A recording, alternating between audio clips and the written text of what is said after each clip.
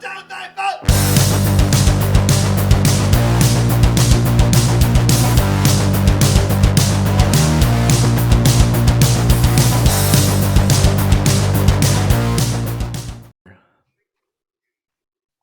right, welcome, Shreveport Bossier's very own, maybe top 3 most popular person in Shreveport Bossier, Jay Whatley. Everybody, don't laugh at that. It's a go ahead. Maybe like 2012. Why 2012? I don't know. I think I hit my peak then, and now I've fallen off. No, don't give me that crap. Let's talk number 1 and 2. Dude, these days people are like, "Oh, you still do that?" What 2012 is when you were doing the? Go ahead, my bad. What? Number 1 in Shreveport, Pepito, for sure. Right? He walks 10,000 steps a minute. He never stops, dude. Everybody loves Pepito in Shreveport. I mean, you got a point. Everybody loves Pepito. I'm trying to think of another one. Oh man, Todd Walker, Jay Whatley. Todd Walker, yeah, and you know what? A pretty good 3. That ain't a bad 3. Not a bad 3 to be around. You know? Not a bad 3. I want to be third. Some are ultra successful, and one is just bumming it up. It's awesome. Pepito, yeah, bomb. Yeah, no. Yeah. What happened? What really happened? Did they really like try to swindle him out of his restaurant? I don't know. I don't know how much we're allowed to say. Wait, how do you know? Me and Pepito are best buds. Well, as close as someone can get to a man like Pepito. Oh. This is a true story, and he won't mind me sharing this if this ever gets back to him. I was DJing at Phoenix, at the new Phoenix Club, and Pepito came in, and it was like 4 o'clock in the morning. And Pepito never comes out to the club. So it was weird. So I saw him come in, and I went down to talk to him. I was like, what's going on? And within like 4 minutes, he just starts breaking down, and he's upset, and he starts crying, and he's telling me, you know, what's happening to him at Pepito's. And this was the week before it all happened. And it was already kind of a done deal, but he couldn't announce it. So he was just kind of weeping. And here I'm in the club. I love it. So I can't hear shit. I can't hear anything. And I'm like, I realize it's serious, but you know, there is a little bit of a language barrier already. And then on top of it, the music's so loud. So I was like, I left that and texted him. And I was like, man, please, like, Oh no. No. We lost him. This is the greatest cliffhanger of all time. And then we find out what actually happened, but now we don't. And he comes back and he's like, and that's pretty much how it happened. All right, so those of you that are listening and not watching on YouTube, Jay was in the middle of talking, and now he's gone. We can only hope he's safe and that the Pepito gang has not found him. Hey, I'm here. Okay, at first we thought Pepito was like behind-the-scenes gang guy, and he had found you before you could say the truth. Somebody called me, and I'm on my phone. So it like prioritized the call over the thoughts. So I'm sorry. Yeah. Get him out of here. All right, back to the story. I'm really into the story. Yeah. So anyways, I just knew in the moment like something really serious was going on, but I really couldn't understand what he was saying. I just heard like bits and pieces, but it was so loud. So long story short, the next day I texted him and I was like, you know, I'm so sorry. I hope everything is okay. I couldn't really understand you last night. So then that day, the Sunday after, he called me and we talked about it all. So it's pretty horrible. I feel for him. But the good thing is for people like Pepito, you know, the world shines bright upon those types of folks. And so he's bouncing back pretty good. And I'm excited for him and what he's opening up. He's a good dude. Yeah, I kind of heard some stuff through the grapevine. Jacob, we have no ties to either person. You say what you know. I bet I know about the same. I don't know. I just heard the old Sprague Street Shane tried shutting him down. Yeah. I don't think it's my place to really put it all out there what happened, but you know, I think generally speaking, everyone already kind of has the gist of it. Yeah, I think so too. Yeah, I heard some stuff like the Shane guy owned the building and was kicking him out and yada, yada, yada. Yeah, and to the last minority owner that owned Ono's right before Pepito's in the same building. It's kind of a you know, it's I don't know. So it's all good though.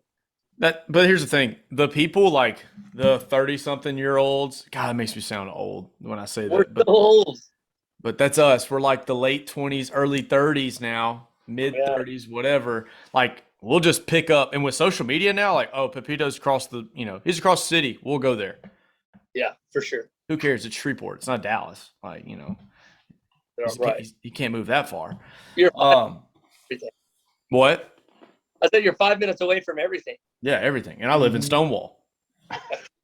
You're 10 away then. Yeah, 10 minutes. Yeah, 10 minutes. Yeah. Stonewall now? Yeah, I'm out in Stonewall. That's a brand new thing out there, huh? Mm-hmm. Yeah, everybody, all the cool kids are going to Stonewall. I believe that, actually. I love Stonewall. I grew up in Stonewall. Whoa, I didn't know that. Yeah, I grew up in all my friends went to North Dakota. I grew up, I played like Dixie baseball with they just put you on like a random team when you don't have like a team. And when I was like 4, they put me on a team of North Dakota Griffins. So from 4 until 14, every like football and baseball, every practice, I got to drive out to freaking North Dakota. But I love North Dakota, man. Yeah, it's insane how much it's grown. Like since I moved back here, or moved to South Bossier and took the job here as a coach, like it's insane. Like everything cost $1 billion, a house, land, the Coke, like a Coca-Cola. First off, Coca-Cola. Yeah, the cocaine's pretty pricey too, though. Yeah. Oh, hey, and right before we got on, I was on Twitter, the greatest app in the world. Of course. Elon Musk just bought it, and he just tweeted, next thing I'm going to get is a Coca-Cola, and I'm going to put the cocaine back in it. And you know what's funny? He could buy it. He might do it. He might just do it just to do it. He might do it. I don't know anything about Teslas, but I now want my wife to have one just because I like Elon Musk. Just go support it. Teslas, they're affordable. They're not even that crazy to afford, They're not anymore. They were at one point. Yeah. And now they're the same price as everything else. Correct. So nervous. Like a real life, like serious traffic jam. Like, what's the option? Dude, I can't wrap my little pea brain around it. Me either. I can't wrap around like just real life issues that happens to normal people. Like, what happens? Yeah. Warren, you know how low I run my gas. Could you imagine if I had an electric car? Oh man, it says I got like 16 gigawatts left. It'd be all right. You can't walk down to the gas station and get a bucket full of electricity. What are you gonna do? You get instead you get those little the little battery packs that people put in their cars. You know what I'm talking about? Or not in their cars, for their phone. They put them in their pocket. Yeah. Just plug it right in. You're good. Yeah. Nah, it's a different world, man. Yeah, it's wild. What about you guys, huh? The thoughts from the Chiefs? It's been about 2 years since we talked? Yeah, it's been wild. Since then, still going? no. We just, no. We hang out. Until tonight, we're back, yeah. baby. We all hang out. I made sure before we went tonight that I went to the store, got me some cold beverages, because last time we talked, we said the next time we're going to all get together, do a little. Man, and who knows where that conversation is going to go? A little water act. Dude, I'll send you a picture. I'll send you a picture where I'm at right now. I built a shed out here, and my one thought was that I just want to have guys over. We'll sit around this table and we'll just watch sports and talk. And it's happened a few times, but since then I had a kid. Yeah, that happens. Yeah. Kid kind of rocked my world a little bit. So you need a man now more than ever, man. Do what? I said you need a man cave now more than ever. Oh, 100%. 100%. You got the right idea. I'm in my little office now. I just locked my door. My kids are on the other side of the house. It's perfect. It's perfect. You leave a bowl of water. Leave a bowl of water out. That's what you do. Some newspaper. I changed in the morning. That's not true. Look at Jacob. His wife cut the electricity off to his man shed. Yeah, what happened there, Jacob? Bruh. So I'm super cheap. So this issue's been going on for months, and I think it's the breaker. But I thought I found the right breaker. Apparently it wasn't. I Googled it again. It's like $300 for the breaker. No. We'll run some extension cords. It We'll run looks like some extension cords. It's like I'm in an iPhone commercial.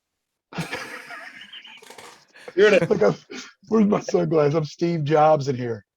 Wait, are you serious? You don't have electricity? No, not in this. I'm not in my house. I'm in my shed. My shitty shed. No, I ran the extension cord for my neighbors. Like it's cutting my electric bill way down. I can't tell if you're joking with me or not. Get out of that shed. Society again. This is my workshop shed. I usually, I got a TV. I got internet out here. I got PlayStation. From the is this the thoughts from the cheat sheets? You guys just do Zooms like and keep it going like this? I mean, we got together some. Like Jacob and I had actually we had a country music singer on. He's actually got a couple bangers. Mm-hmm. He's got a couple. Bryce Malden. We had him on, and me and Jacob did that here, and we just had him on the phone. Other than that, we just kind of sit around. We try to do some Zooms and stuff, but people are way more apt to do Zoom. And then honestly, I wanted to talk to you about content stuff because content's such a funny word. But like now you're streaming. You know, you're trying to make a little buck, but also you're already going to play video games. You might as well just play it with the rest of Facebook. Yeah. You know, everyone thought I was crazy, and in a way, I guess I am because I'm still not profitable.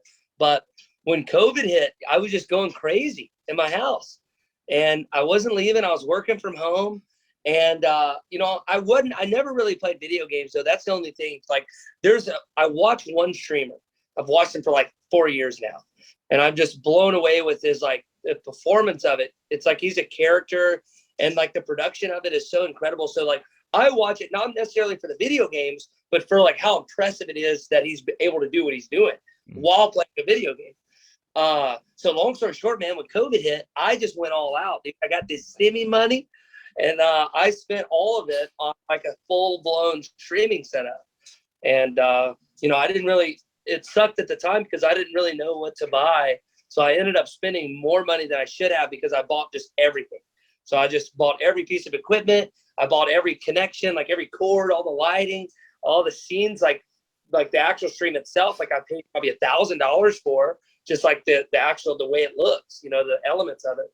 And it's funny because I did all of that and now I average like 2 viewers, but I love it. Like it's for me, like you said, you're playing video games, you're at the house, you're doing nothing. And, I have so much fun with that though. Like, I don't care if, 0 people are watching or like 20, it's just fun. It's different. It's a new age, and that's the kind of thing where, that can hit like out of nowhere. And then all of a sudden, you're playing video games and you're really making money. Correct. Yeah, I 100% agree.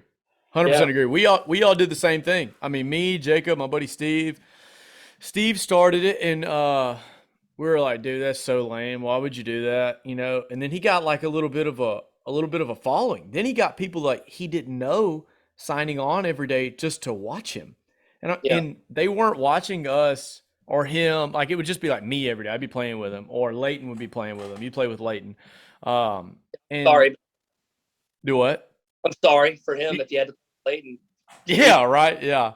But yeah, so we were playing every day, and he just kind of got these random people, and then they would sub, and then that's $5, and then you get somebody else, and that's $5. Somebody sent a random donation or whatever, and then I was like, crap, I'm gonna do it.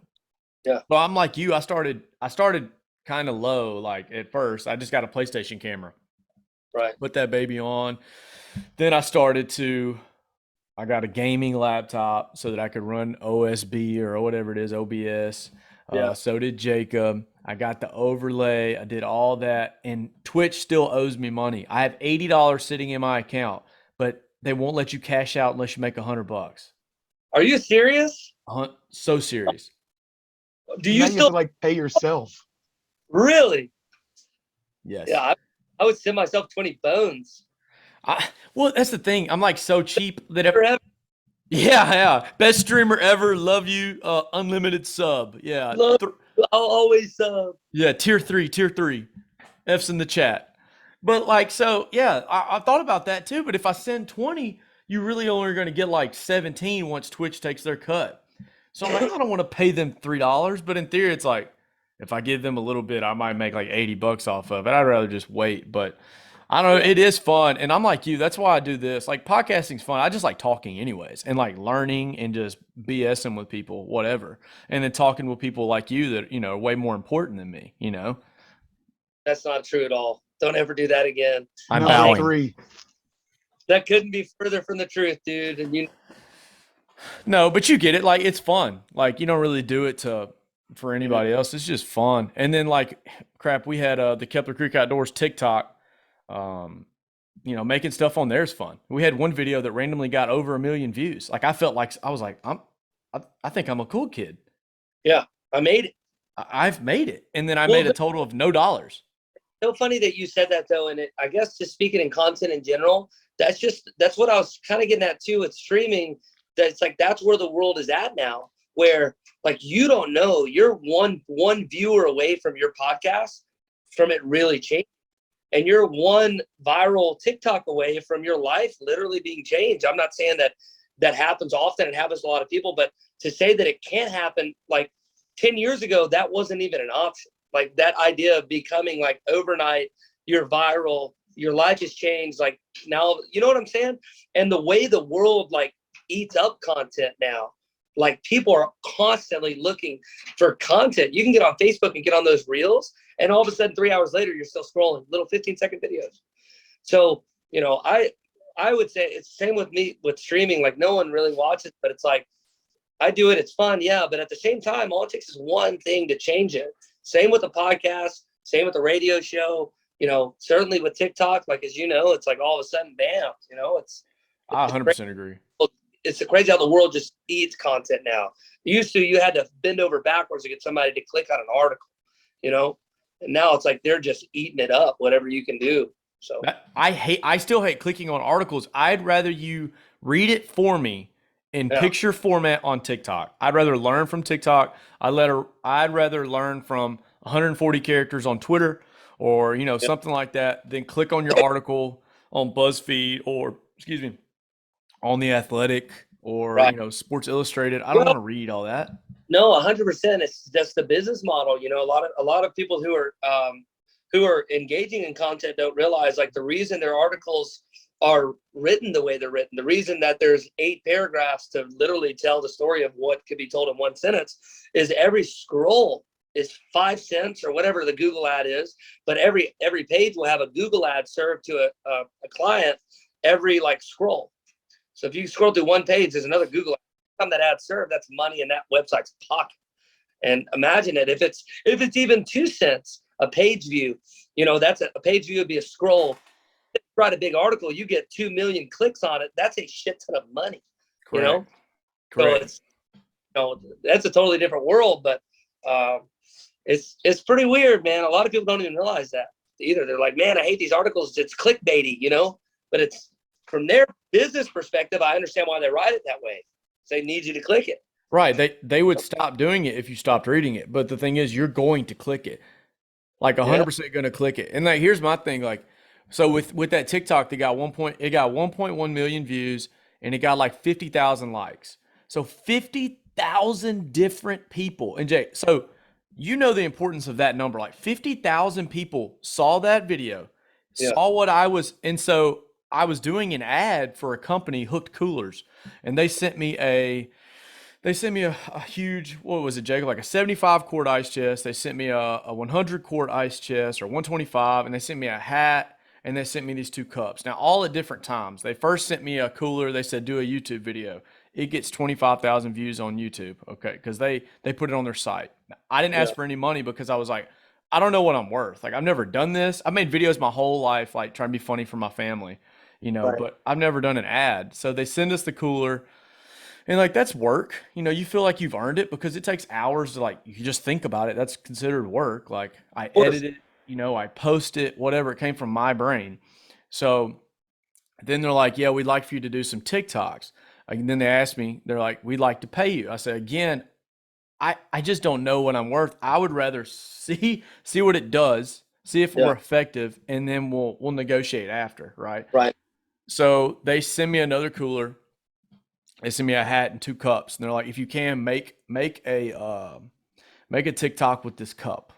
And Mhm. they sent me like 6 or 7 different things they were thinking about. So I'll send you the TikTok after this if you haven't seen it. But like, I drop the cup on my kitchen floor, and it makes this viral noise.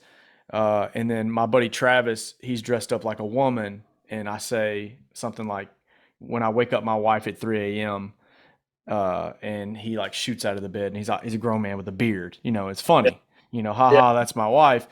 Yeah. 50,000. But anyway, so 50,000 likes, million views. I got no money for. Wow. Like no money. And like what you're talking about, like 2 cents on a freaking scroll on a trash ad that somebody may not be that engaged to. They may just be going through the cliff notes. Like everyone saw that cup, and then what it said hooked coolers. So I gave Right. them 50,000 eyes, Right. for Well, nothing. and there's what that translated to on their back end, Correct. But also I don't think you did it. I don't think you did it wrong. Like that's a really good strategy when you're investing to be like, I really don't know what my value is to you, so let's figure that out together. And then on the Yeah. next, like you're gonna pay premium if it works. Correct. All right. So funny thing, past couple weeks, I love hunting. But and we have the Kepler Creek Outdoors like Instagram has like 10,000 followers. We have a YouTube, blah blah blah, TikTok, and it's fun to do that content. But what I really want to do is just sit here and talk about sports with my buddies. Yeah. And just talk about people. But nobody has really, like a few companies have reached out. We've made like a couple $100 over the couple years, so we Wow. barely paid for the equipment. Right. But I reached out to that same company, Hooked Coolers, and I was like, "Hey guys, I've done this for you in the past. Yeah. I would love for X amount of dollars. And I said, we'll blast you on these socials, and we'll blast you on our podcast. I'd like for you to be a presenting sponsor of the podcast."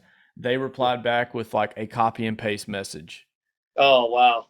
Pissed me off. And so Wow. I know the owner, like I know his first name, like it clearly wasn't him on the Instagram. And I said, "Okay, well, you tell Chris that Tyler said hello." And then I didn't get Yeah. a message back. But Wow, man, that's kind of shady. yeah, it is. Like I thought it was kind of dirty. Like, and now I'm not saying it's a dirty company. Like this No, could have been like an intern for the Instagram or something. Like that's not a big deal. I'm just kind of kicking myself because I wish I'd Yeah. had more faith in myself at the beginning. Right. Well, and that's totally fair, but like it's just kind of, this situation is odd because like let's say you do, I feel like I know you well enough to know, let's say you did charge X amount of money to do this initial ad, and you don't, I can't imagine, no offense, I'm not saying that anything's wrong with this, but I mean, that video went viral. That TikTok went viral. Like, I know you probably expected it to do good, but no one really expects a video to go that big. And it's like, if you would have said, pay me a certain amount, and they do, and if the video didn't perform well, like I'm sure you would have felt, like, oh man, I overpriced myself or whatever. So I think you handled it right. I think that it's unfortunate that they're being shady after the fact. Like, though, it should show you're on the right track, dude. Yeah, because then we made another one. Yeah, Jacob, they got like 40,000 views, and then another one they got like 15,000 views. So it's not like I stopped.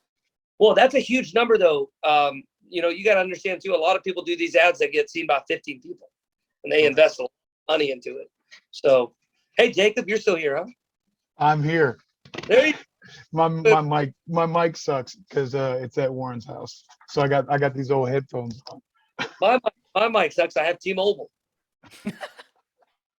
Well, Hook Coolers, Warren, you knew that they sponsored that Justin Danger Nunley guy, right? Yeah, He was wearing Hook Cooler like hoodies and stuff. I bet they were paying him. Which is funny, Jay. Have you ever watched that TikTok guy? No, I'll tell you later about my history with TikTok, but no, I have not. He's the guy that like it'll be like some funny little clip at the beginning, and then he'll go, "Listen, did you know that in 1942 something." Anyways, well, that guy used to live here. Okay. He was in the military with me at Barksdale. That's crazy. And he's an idiot. Yeah. And now he has 4 million followers, 4 million like consistent followers. And he's an idiot. Yeah. Like one time, so not to get too far into what I do, but so we were building a bunch of bombs don't know if you can say that on Zoom, but we were building a bunch of bombs, and I called him For America. for America, not Yeah. not for NSA. If you're listening, not for anything else. There. But I called him because he was the guy that was breaking everything out, like all the components. And I called him. I said, Nunley, I need you to. I said, what are you doing? And we talked for a minute. He goes, what y'all doing out there? I said, man, it's hot. We're trying to build up all of them. So bring all the fins. I need all the fins for these. Yeah. He showed up an hour later with a flatbed, like tractor trailer with a flat trailer. Wow. With desk fans, floor fans, any fan. He thought I said fans because it was so hot outside. He wanted me to bring all the fans. And I can't remember what year this was, but this was for a situation. And I'm going, we're in the middle of a conflict and you're joking bringing fans? You just wasted an hour of my life. And he's laughing and just goes, be back a little bit, and then hops in his truck and goes on. Every fan he goes, yeah, I went everywhere I could go. I went to every building. Wow. I mean, there was like those little USB plug-in fans. He even had one of those. Man, that's it's crazy to me though that people like that. It's like you really you can never peg a person that's going to do well online. Like I watch people all the time online, and I'm like, how in the world? And it's not that I'm a hater, but it's like I'll get on a YouTube video, watch like some like an Easter egg reveal from a Marvel movie, and I'm watching this guy talk. He's got 70 million views, and I'm like, this guy sounds like an idiot. Like, how does it work? You really just don't know. It's just a weird thing. I mean, who It's knows? like everybody that Ahead, listens to our podcast. Yeah. Look at these idiots. Yeah, look at these morons. Look at these guys talking like they know everything. No, like we talk about, you just never know. I mean, Jay, now that we've talked, you might be the 4th or 5th most popular person because you've got that guy who's got millions of followers. He's got me stomped. No, but then you've also got Addison Rae. Yeah, you're not going to beat Addison Rae. That's wild. She started dancing in front of her phone, and then here we go. We're making millions of dollars just dancing. I actually knew Addison, believe it or not, before she got huge and famous. Was she a normal person or? Yeah, well, yeah, she's I don't know how to word this. She came from money, so it's like a lot of people that come from money just have that general way about them in general. But she was super cool. But then when she became the biggest TikToker in the world, like she don't come back to Shreveport very often. You know what I'm saying? Correct. Like, yeah. Why would you? And see, like that's another thing too. Like she came from money, so it's not like she was risking it all moving to LA. She could always come back. You could have moved to LA without any of that. You know, but cool. My thing is, I wish people that really make it big from Shreveport, I wish they would do more to give back to Shreveport. Like Addison's a great example, but you also have somebody like Jared Leto, who's, at one time he was one of the biggest movie stars in the world. You'll never see him come to Bossier City. You'll never see him come to a school or do anything like that. For me, it's just obviously I love Shreveport.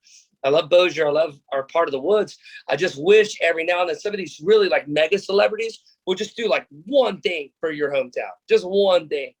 And it's just rare. You just never see it. Like Terry Bradshaw's probably the only one that I can think of off the top of my head that, still comes back every now and then, No, yeah, I 100% agree. And like that was going to be that. I looked at my notes from let's see when I originally made these notes.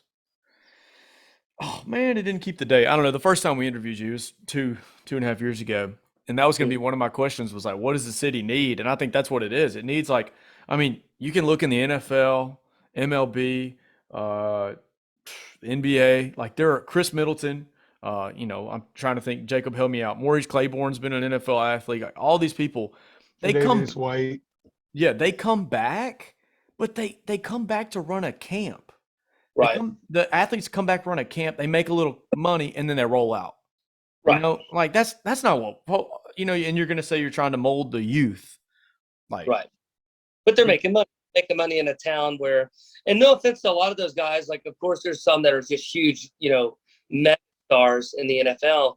That don't necessarily need just that quick buck. But there's a lot of them, too, where if they do a camp anywhere else in the country, no one's coming. No one knows who they are. To do a camp in Shreveport, everyone shows up. Everybody, That's true. everybody knows this person got to come. I'll say the one person though that gave back are two people. When I was in the Ruston, Monroe area for college, Andrew Whitworth, Kyle Williams. Yeah. Whitworth obviously played tackle for the Rams this past year. He came and talked to our boys basketball team for like 45 Yeah. minutes one morning. Like just like that kind of stuff matters. But then also, but now we've got Drew Brees making like some type of smash burger, so we can't down people too bad. No, I went down and Drew Brees brought Surge here to Bossier City. I gotta check it out. Pretty cool thing. And you know what? While we're on the top, I would feel bad if I didn't. But the Bengals, Brandon Wilson comes back. He does a lot here. He's a great dude, and he does a lot in Shreveport. That outside of his Brandon Wilson camp. So I would feel like a dick if I didn't. Yeah. Yeah, He does. he's a good dude. He's a good guy. But that's totally right. Like a lot of people don't understand the type of mega celebrities and talents that come out of Shreveport Bossier because these celebrities don't make it common knowledge that they do. It's almost like they're ashamed of it. And hopefully that changes one day. Maybe when you guys make it and you've got Joe Rogan type listenership, I'm serious. Happen these days? Are you kidding me? So You really never know. I mean, look at the Full Send Right. guys. You know the Full Send. I forget what they're called, the Nuke Boys or whatever they are. Like they were just a bunch of slappy Joes, like hanging out. dude, do perfect. Like they were Yeah. just making trick shot videos, now they're doing world tours. It's crazy. All goes That's back insane. to Didn't they content. have some at the CenturyLink or something where they had like an actual like show? I mean, Yeah. how long is that show for them to hit one basket off the top of the rafters? You ever gone to a Harlem Globetrotters game? Yeah.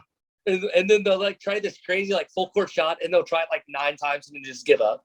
That's not gonna happen. I never knew that. I've always wondered what happened. Here's a bucket of confetti. Yeah. Gee. I played with the Harlem Globetrotters once. I was the only one to make a shot. Yes. It was crazy. It was like no one could make a bucket. No one could make it. And they're obviously the shots they're trying are difficult. But it's like eventually the crowd just is so deflated because they haven't made a single shot. That might be your biggest accomplishment. Yeah. I got on the court and drained a 3-point shot. I got a standing ovation from like 12 people that were there. Yeah. It was awesome. Felt It's like oh, that Savannah Bananas team is almost like they're going from that minor league. I don't know. I think they're like a college type minor league I team love to now. I love it. And I just watch all the TikToks. I watch everything they do. I think that's the best thing that has ever happened to the sport of baseball. I think it's great, dude. I love it. I wish more of these minor league type leagues will eat that up and Mhm. kind of figure it out. Like they do it the right way. I don't understand that why the minor league isn't like treated almost like the XFL or Yeah. the USFL where they don't try something different. Baseball hardos are just like, we can't change anything. Don't you dare change it. Right. Mm-hmm. Why? With them closing that field, I thought there was a chance that. I mean, I think there are a lot of people didn't think, but I thought there was a slim chance that we get another minor league team in Shreveport. Dude, Oh yeah. that dream has been dead for so long. It's just, and here's the problem. Shreveport, the city of Shreveport, they never wanted it. They couldn't wait. They couldn't get rid of the captains fast enough. And they celebrated getting rid of it. They hated it. They honestly hate probably that the Mudbugs are here. You never see the city of Shreveport get behind. Like when I say the city of Shreveport, I mean like the suits, the Mhm. politician. The mayor of Shreveport's only been to one Mudbugs game that I know of. You're talking about a city that just refuses to support a city, not the people, but the actual funding from the city. Like the Mudbugs, when they renovated the Hirsch Coliseum out of their own pocket. They renovated that to its level out of their own pocket, Tommy Scott and the ownership group. And the city did not help at all. They actually won like a nationwide contest.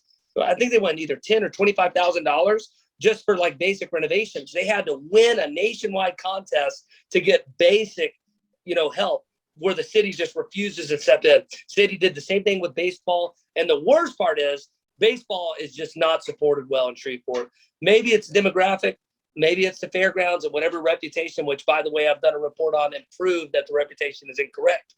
But the reputation of the fairgrounds, that's why baseball didn't work. But I mean, I hosted the captain's games their last 3 seasons, and they would have games where they'd have 20 people in the stands, or less. And everybody always misses it when it's gone. Like everybody talks about the Shreveport captains, and I know people that try to collect all the merchandise that they can find still. And I'm like, you probably weren't buying that when it was here. Right. Absolutely, man. Well, and here's the crazy thing, man. Now the Mudbugs, of course, are back, but back then we had, like, the last season that we had all the sports, right? We had the Shreveport Captains, we had the Bossier City Battle Wings, and at that time we had the Bossier Shreveport Mudbugs. All 3 of those teams, won their league championship their final year in existence. All 3. So it'd be one thing if you had a team that was just shitty. No one's going to lose every game. You have 3 championship-winning teams that struggle to get support. Now, the Mudbugs are a different story. The captains of the Battle Wings, they just couldn't get anything going. The Mudbugs back in those, they were at the CenturyLink Center. They had no problem getting the fans, but they had a really bad landlord situation with SMG. When SMG came in and took over the CenturyLink Center and their booking, a perfect example, the Mudbugs, their final season, they're in the playoffs, and SMG booked Josh Groban to do a practice test run for his concert before it kicked off in Bossier City. He had no show in Bossier City. He was traveling through. SMG booked Josh Groban the venue for the night just to practice. So the Mudbugs in their first round or maybe second round of the playoffs had to play an extra away game in a playoff series because their home venue booked a practice concert. Holy cow. What? Isn't that crazy? I don't remember that. But, I mean, I totally agree. But I don't understand, and Jay, you way more in the know, obviously. Why won't the bigwigs of Shreveport, like, what do they care about? I have no clue. I can't figure it out. Well, I tell you what, they care about the casinos for sure. They care about that money, But for me, especially, and maybe it's because I'm tied so tightly with the Mudbugs, but like what they do is awesome. You have 30 plus home games a year in an renovated arena, in a historic arena, the arena where Elvis Presley originally left the building. You have one of the most historic venues in the country. The Mudbugs paid out of their pocket to make it worth a shit because it wasn't before the Mudbugs came back. It wasn't, you couldn't even walk in there. You'd throw up. It was horrible. And you have a city that for whatever reason, they won't give the Mudbugs $1. They won't support them in any way whatsoever. They'll bend over backwards. And also there's some businesses they'll bend over backwards for, and some events, Mardi Gras is a great example. They put up such a fight this year about, proper security at Mardi Gras parades. What's the fight?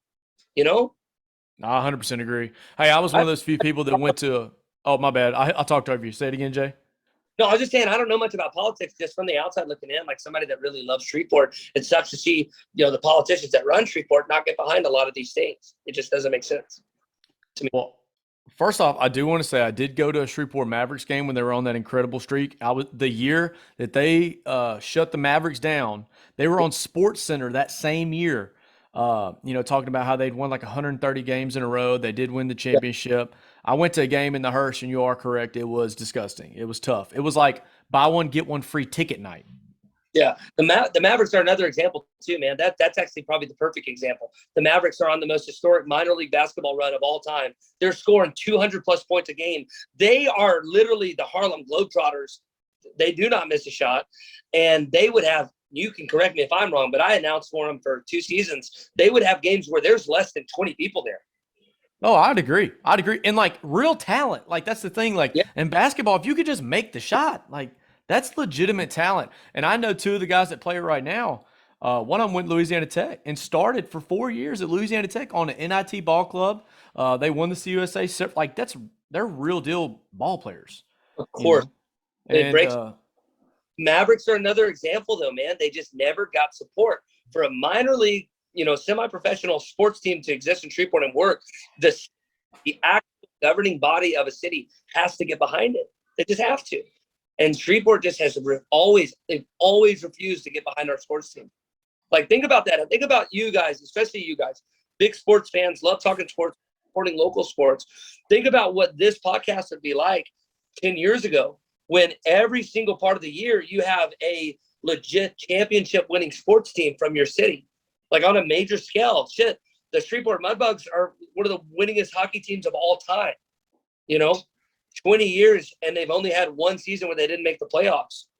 I agree. I mean, I 100% agree. I have messaged and Facebook messaged and emailed the Shreveport Mavericks. I just want to talk to their head coach because I'm a coach guy. I want to know all about what he wants to do in life and, like what got him here and all this good stuff. I just want to talk.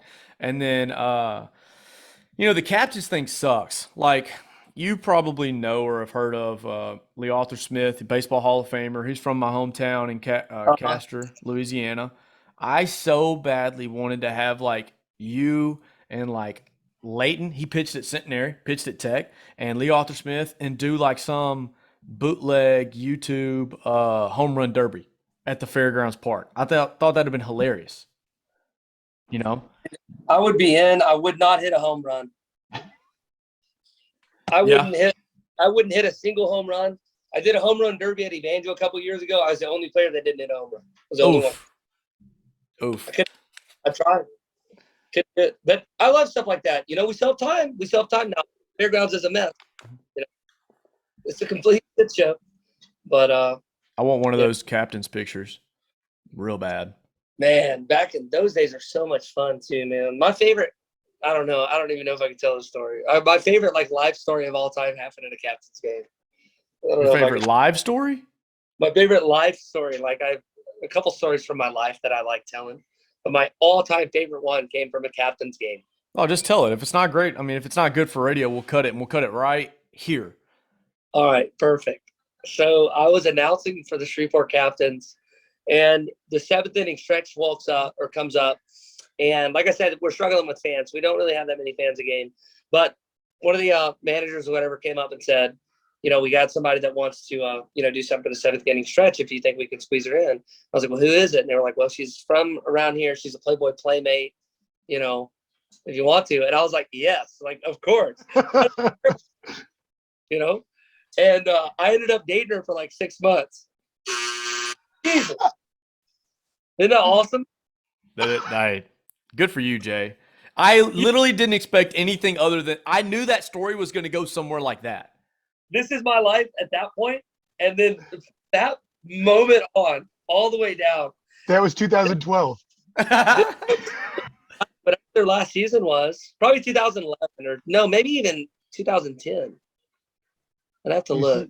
You said you hit your peak in 12, so I would assume that might have been right there in that peak. It was probably right rolling into that, and then it all just spiraled down and out of control. This is another great. Oh my gosh. This story has a great ending if you want to hear it. Let's do it. Oh, absolutely. So, everything's going well. I'll tell you 2 quick stories then on the Playmate. I'm not going to name her at all, but you could probably figure it out. There's really only one from around here. We went on our first date, and it was like a duo date. So, my friend was there with his girlfriend, and then we went to the movies. And I sit down in my seat, and they didn't know who she was. I didn't really tell them anything. So I sit there, and the guy next to me, my buddy, we're there for 20 minutes. And he hands me his phone, and thank God I didn't look at it like this, and it's just nude pictures of her. All right, months went down, man. Everything was great, and we were both young. I was super young, so I dating. I didn't really know how to date or anything like that. But everything was going well, and I don't know if it was even 6 months. It might have been a little less than that. We were together for a long time, and all of a sudden she got real sick. She was like, no, I can't hang out this weekend. I'm just not feeling great. And then the next weekend comes. She's like, no, I can't. I'm still just kind of trying to get over this bug.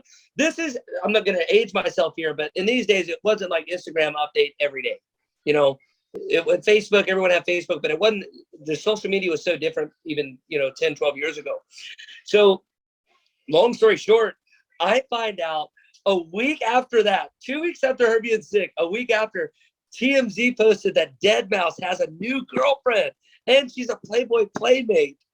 And it was her. I want to say sorry for your loss, but that's a great story. That's a great way to, Look, all my friends have a motto that if you want to date someone famous, date me for 2 months. And then eventually somebody much better and cooler is going to come along. It's the third to me. Yeah. So there you go. I don't know how we got here, but that's my favorite captain story ever. That's a better story, Jay, than the other story you're alluding to. Yes, much better and much happier. Yes. But that's a good one. That's a funny one. That's good stuff. Captains. Do what? I said, God bless the captains. Oh, to the Shreveport Captains. We missed 4-1 out for the homies. Yes. Oh yeah, that's an all timer. Yeah, my buddy's dad was like the pitching coach for the captains, and so we go to games or whatever. They were good. San Francisco Giants feeder team. Yeah, was this the original Giants? The Captains. Yes. Well, I assume I was probably in like third or fourth grade. So we're looking at. I think we were their AA team. Yeah. Yeah. Mm-hmm. Like you can look on Wikipedia. I don't know baseball well enough to name these names like back to you guys, but if you haven't already, like you got to go to the original captains Wikipedia. They have all the players that played there, and it's crazy some of the names that played in Shreveport. It was to the point where like they won the title when they were here still. We were one of their feeder teams. They won the pennant, and I want to say they all got rings. I can't remember, but yeah, it was the big. That's cool, man. Those are the days, dude. Those are the days. Not anymore, man. Now we're going over to Bossier and going down to Hurricane Alley or whatever it's called. Love me some Hurricane Alley, though, man. Dude, that place is sick. It's so cool, dude. I was just there. I did a rock concert there Friday night. I don't know how I got it. Saliva. It was like, I asked them beforehand. I was like, I've never been more confused about a set. Like, what do you want me to play for now? Because Hurricane Alley, like, sure, you're gonna get people there that are just there for the band, but you're also gonna get a shit ton of people that are 21, 23, 20, like mid-20s that aren't there, that are just there for music and there for because it's a cool place to be. So it's like, if you're a DJing, like, what music can you possibly play that pleases everyone? Yeah, correct. Yeah, there's a lot of girls in Nickelback? like Nickelback. Yeah, you could like mix some Nickelback with some Cascada. Mm-hmm. 41.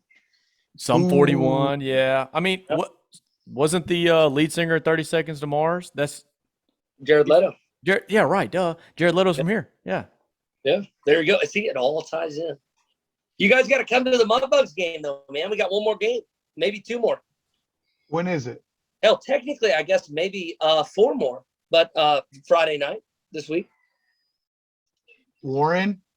I've got a 3-week-old baby about 20 yards that way. Gonna be tough. Dude, I haven't been to a game in a year or two, which Yeah, sounds terrible. We're just talked about how Shreveport doesn't rally behind these teams, and then No, I understand though completely. Like things happen. It's hard sometimes to make it to stuff, and also too, like just the promotion of it. Like sometimes people don't know that there's a game. You'd be surprised how many times I've talked to people even like these days, and they're like, "Wait, the Mudbugs are here?" Well, when's their next game? And then all of a sudden they can't miss a game anymore because they come to one and they just have the best time. oh yeah, they're fun. I like how they switched from they were like some kind of minor league before when they were in Bossier to now where it's like that high school, college age, like developmental Right. thing. And I think that's interesting.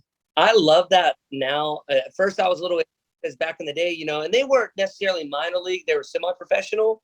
So it's like you have 30, 35-year-old grown men that are still holding on to a dream. Mhm. They're making $2,000 a month playing hockey. Obviously you have more fights, which is what people love. But this league is really great. They're like you said, they're college age, so they're 17 to 21. And in the world in hockey, like this league is how you get to where you want to go. Like you get out of high school and then you go into a junior league, and then your goal is either get drafted right into the NHL or a farm league, or get a D1, scholarship. So it's really cool because a lot of these guys get drafted into the NHL, and you can like follow their career. And at the end of their career, they're going to talk about in Shreveport, Louisiana, playing hockey. So it's really cool in that side of it. Like no one back in the CHL days had ever had a shot of making the NHL. They were already done. Their career's over. They're playing like pickup football. Well, they get hosted by families in the area too. So that's like, to me, being in the military stuff, like that fraternity of like just being on the road, like being away from your family, and those bonds that you create, in those weird situations, like they'll never forget that. It's one reason why Shreveport has been so good in this league. Like, we've won half the seasons we've played since we started in this league. We've won the whole thing. And that happens because word gets around this league and these families of, like, where's a really good place to play. And, a lot of places aren't as good as Shreveport. So when they figure out how good the billet families are in Shreveport and how good the fan, lead the league in attendance every year, when all of that comes together, it's like we get the best of the best of the players that have a choice to make, because everyone wants to play in Shreveport. It's pretty wild. Do they get drafted, or do they like get signed? Yeah, the Mudbugs haven't had a draft. I don't believe, I might be wrong on this. The Mudbugs have not had a drafted player yet. But I know there is a team in our division, their goalie got drafted and played the next year for the Winnipeg Jets. Like, as their goalie, as their starting goalie. The next year after he played in the NAHL in our league. Patrick Kane, one of the best players in the NHL, came from this league. That's right. That's true. It's really cool, man, for me. And every now and then UC got they stick out like a sore thumb, dude. Every now and then in a season, like in the beginning, you'll start looking at players, and then there's one guy that's just so above the rest. And it's like, okay, that's the one. Like, follow him, get close to him now, So how do the Mudbugs get these kids? What's that? How do the Mudbugs get these kids? Of course. So there's an NAHL draft every year. So they get to draft, players like a normal league. But also there's a recruitment, period during the off season where they'll send out a recruitment video to prospects. And prospects, can choose. They just want to play in Shreveport. It's pretty neat. So go to NAHL farm camps, and they'll scout players out, meet with players. It's pretty cool. I know. So I'm from Michigan originally. So I had a bunch of friends that played hockey, and they were a different breed. I mean, they're gone every weekend. I'm like, dude, it's July. How are you still playing hockey in July? And they're driving all over the country to play. They're intense. It's like soccer. The route to where you want to go though is so different in hockey. Like, you have to go through these little farm teams, summer leagues. And really you just have two goals: one, get drafted; two, get a D1 scholarship. If you get one of those two things, then you're good. Most of these guys get a D1 scholarship, play for a year, and then they get drafted. Or then they move on, or they give up, or they stay in college and pursue something else. But, man, it's a fun league. We need some good luck right now, dude. We're down 0-2 in a best-of-5 series, so we need some good luck. Who are they playing right now? The number one team in the division, the Lone Star Promise, coached by Mudbugs legend Dan Wild. The goalie? No, the fighter. The goalie's Ken Carroll. Oh, okay. But yeah, it would be equivalent of Ken Carroll coaching them. They're that level. Dan Wildfall's name's hanging in the rafters, and he's the head coach of our biggest rival. That's pretty nuts. I remember the last. Dan comes out, he still goes out with the boys. He still goes out and parties in Shreveport. He's a Shreveport legend, dude. That's pretty. I remember sick. the last game I went to at the, what was it, CenturyTel or CenturyLink, whatever it's called then. And I remember within the first 2 minutes, there was 3 fights. One dude broke his jaw and had to get ice stretchered out of there. And I was like, I'm never gonna not go to one of these games. And that was their last year, so I didn't get to go to another one. I used to tell people all the time with the Mudbugs, it's a lot of these fans would rather us lose 0-6 if they're 6, as opposed to winning 6-0, have 0 fights. But the NHL, they do fight. It's just not as frequent. In those days, you'd have players that are only rostered to fight. You know, when it gets out of line, or maybe the crowd needs to get pumped up, or another guy on their team does something wrong, you send big number fucking 58 in, and he kills somebody. And he gets his check and goes to the locker room and drinks a beer. Well, Jay, you don't get that in this league. You don't get that, or are they too young? They don't let them fight for very long, is what it is. They let them kind of squirm every time I go. They're maybe 10 seconds. They push, shove. I feel like it's one punch. They get in there pretty quick. Yeah. So the difference in this league, the penalties are much worse. So if your gloves come off, it's you're immediately done for the rest of the game and maybe the next game. If you don't lose the glove, or no, that's the helmet. If your helmet comes off, you're out for the next game. But if you drop your gloves, it's a 15-minute penalty. It's a huge penalty. So You know, they'll ask him though, like, dude, you guys gotta watch this. There's a helmet cam video from a Shreveport Mudbugs game from a referee. You guys gotta watch it. It's viral. It's huge. It's like a popular video on YouTube. But it's a helmet cam referee video. But you can kind of hear what they're saying to the guys when they break up fights. A lot of times, sometimes they are, but a lot of times, you know, fans think they're going in and saying, no, you can't fight, and they're pulling them off. In reality, they're getting up to them. They're like, if you guys are serious, take your gloves off right now. Like, if you want to go, drop your gloves right now. And they don't. And then they separate them. That's pretty cool. Yeah, it's weird. It's eye-opening. That's pretty wild. Yeah. I love talking to you guys because we cover everything. Yeah, we started at like YouTube and we made our way to the Mudbugs. I do have one last question though. I have one question that I'll let you go because you've probably got like a 9 o'clock stream you got to get to. No, I got 2 kids I got to put to bed here in a minute. There you go. All right, so here's my last question, more serious question.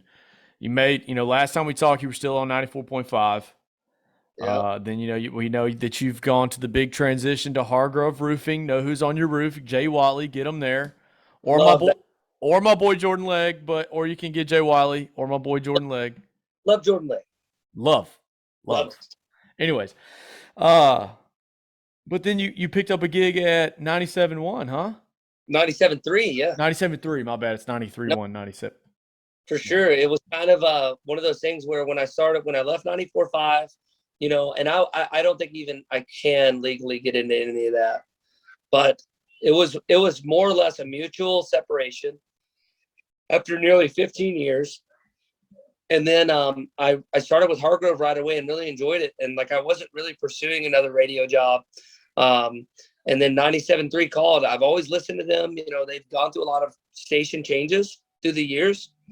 They went from Mix 97.3 to Q 97.3, and they've been I-97.3 with a really good leader, and that's very important. They got a really good leader about 1.5 years, 2 years ago, maybe even longer than that.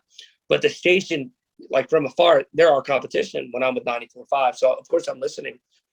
But you can see all of a sudden it went from, these guys don't even exist. All of a sudden I speak at a school, and the teacher goes, does anyone know what radio station he's on? And I hear 3 kids go, 97.3. And for me, I'm like, well, wait a second. Like, that means that they're doing something right. If people are paying attention to them, because 94.5 is a heritage station. It's been there. Everyone knows it. But I-97.3 is just doing so well now, and they have a really good direction for the first time in that station's history. And they called me out of the blue, man. I'd been off 94.5 for a few months, and they just called me. I wasn't expecting the call, and they kind of laid out like what they wanted to do. And of course, I'd be an idiot to say no. It was just a perfect fit. So tomorrow is actually my first day back on the air. Okay, that's what I was going to ask. Is like I've just kind of been scrolling because I saw you're going to be on there from 3 to 7, right? Yeah, 3 to 7. Yeah. Okay, yeah, 3 to 7, and the past few days I kind of get on there on my way home from work, and it's like, all right, this isn't Jay Whatley, so I'm not, Well, that's the legal part I can't talk about. I started a month ago and I was on the air for 3 days, and then some stuff happened, and the people who are paid to handle that have now handled that, and it only took a month, so that's good. Good, so, good. I'm sure you had do what? I said I'm back on the air tomorrow, and I'm freaking pumped. Well, congrats, man. I'm sure. I mean, you're a natural. You're you're listening, and like I cannot make a full sentence without going or repeating a word or whatever. And you get behind the mic, and it's just methodical, up until the first word of some Alan Jackson song, or some hit song. Dude, I don't mean to be too blunt, but when DJs do that, that gets me hard, man. I love it. When a guy can talk for like 18 seconds on the nut and get out right as they call that hitting the post. But a lot of DJs just can't do it, man. But when you can talk all the way up and get out right away as that first lyric comes in, it feels like when you do it personally, you could do it 100%. But you do it and it just feels good. You're like, yeah, nailed that, Have you seen the guy on TikTok that does it? No. Well, Jay, that's I don't have TikTok. That's probably good. You've probably saved like hours of your life you would have wasted just looking at a lot of nothing. And I'm too old, and honestly, I'm too petty. Like, I eat content up like in a very like cynical, like I critique everything I see. So like TikTok just pisses me off, dude. And like I said, I'm openly admitting to the fact that I'm petty. I was born, 5 years too early. And it's so I made a TikTok. I did one video with my daughter, and I only did it because she wanted to do it, and then I deleted it from my phone. I have no clue if the video got 1 view or 100 views. I have no idea. Oh, I'll let you know. I'm going to find it. With the radio, does it like, can you see like how many people are listening right then, like a stream, like a Twitch stream? Or you have to like wait? I'm glad that you can't, because believe it or not, man, radio is the only medium that has not digressed. People can say like in their mind it has, because there's aux cords and there's Bluetooth, but truth be told, radio is the only real like local medium that still has magic to it. Like no one's watching the news anymore. No one's watching like local news, local television. Radio, you know, I'd say on average, like a good 100,000 watt station in a market like Shreveport, every like 5-10 minutes, you're averaging 5,000-6,000 listeners. And then that rotates because you're in a market where people get to where they're going in 5 or 10 minutes. So then 10 minutes down the road, all of a sudden the next song plays or 2 songs play, and you have a totally different audience of, you know, and it could be way less than that at any given time, but you're talking about anywhere from 1,000 to 10,000 listeners. And then at 5 o'clock, when everyone gets off work, you could be talking about 15,000 listeners. So for me, I'm glad that you have no idea how many people are listening at any given time. You know, like on Twitch, dude, if I get more than like 50 viewers, I get nervous. Oh, yeah. Nervous. Yeah, as you should. I got raided once by like a really big Twitch streamer. And at the time I had like 8 viewers. And then I looked over and I had 4,000. It happened in 3 seconds. What? And yes. It was the weirdest thing. And even in the grand scheme of streamers, like 4,000 is not that much in the grand scheme of it. But for somebody who's averaging, at the time, I was trying to become an affiliate, you know, to get subs. And I was averaging like 2.3 viewers an hour. You have to average 3 an hour to get affiliate. And, you know, once I got that, immediately I became an affiliate like the next day. And they were there for probably like 30, 40 minutes. And it dwindled off to like 300 or 400, which was still a fucking like shit ton, you know? And that helped me out big time, man. So, but if I had a lifetime like view of how many people are watching, I would get nervous 100%. Because then you wouldn't be able to hit the post. Oh, buddy, I'd hit the post. I would probably say a couple of I'd probably stutter a little bit to get there. But that's the beautiful thing about radio, man. That's what I really love about it, is that it's really just you in a small room, and it's theater of the mind. You know, it's you're creating an atmosphere that is not there. Like it's not like my favorite radio show of all time is Open House Party with John Garabedian. Do you guys ever listen to that? Yes. Dude, this show was so cool. It's on the weekends. It's Open House Party, and every single segment, man, it sounded like this guy was having the most fun he's ever had in his life. The worst thing that ever happened for me was that I YouTubed it. So I got to see it. I got to see what it really was. And that took all the magic out of it for me, because on the air, he sounded like he's having the best time. He's in like a party. He's surrounded by like 40 people, you know? It was so cool. But then I YouTubed it and saw it. I should have never done that. That's what's so cool about radio, man. It's just a small room with a couple computer screens and a microphone, but you're literally talking to thousands of people, you know, and you have no clue if what you're doing is working. Like if I go to a Mudbugs game this weekend and I try to make a joke, I'll know immediately if they like it or hate it. That immediate validation is good and bad. Radio, you have no clue, man. You just do it because you don't know. Yeah, because radio, there's not a live chat like there is on Twitch. Yeah. Like they gotta really not like you to tell you suck. And they are the ones that will tell you, you know. Yeah. I tell people all the time, man, if 50 people like you, you won't hear a word. If one person hates you, you're gonna hear it. Well, that's coaching. You know? Welcome to being a teacher or a coach in Facebook. That's it, man. Like the people that like you, and that's fine. Like people that like you, they just won't go out of their way to tell you, hey, I like you most of the time. But the people that don't like you, if you say something that pisses somebody off, they can't wait to watch you, baby. Oh, wait till I tell you. I'm going to email your radio station, Hargrove Roofing, and Twitch tomorrow. Email and Twitch. Yes, email and Twitch. You know, don't get me wrong. I love 97.3. I love the Mudbugs. I love the nightclubs. I love the weddings. I love all that. My favorite thing I do every week is play video games for 5 people. I have so much fun, dude. And by the way, I get hammered. Oh, yeah. can't- I see. And, at one point, I was like, there's no way he's drinking this much. He's filling them up with water, and he's drinking them. Well, I think it was last night or night before, you were playing Red Dead or something like that, or that hoppy game you always play with the little penguins. And, I bump in. I get in there. I make some stupid comment about, come on the show late and you suck. But anyways, I've got to make that. I've got to make that comment. But anyways, I heard you crack the can of a White Claw. I was like, this dude's tossing them back. Tossing them back. I have a mini fridge that holds 6. So I put 6 right next to me, and then I put 6 in the mini fridge. And every time I take one out, I put one in. Keep it going. Now the problem is on Tuesdays I do 12 beer Tuesdays, but that's evolved. I'll show you my desk right now. That's evolved into 12 shot Tuesdays and 12 days. This is just on my desk from Tuesday night with, all the cans as well. So I'm not saying I'm proud of it, but it's definitely real. And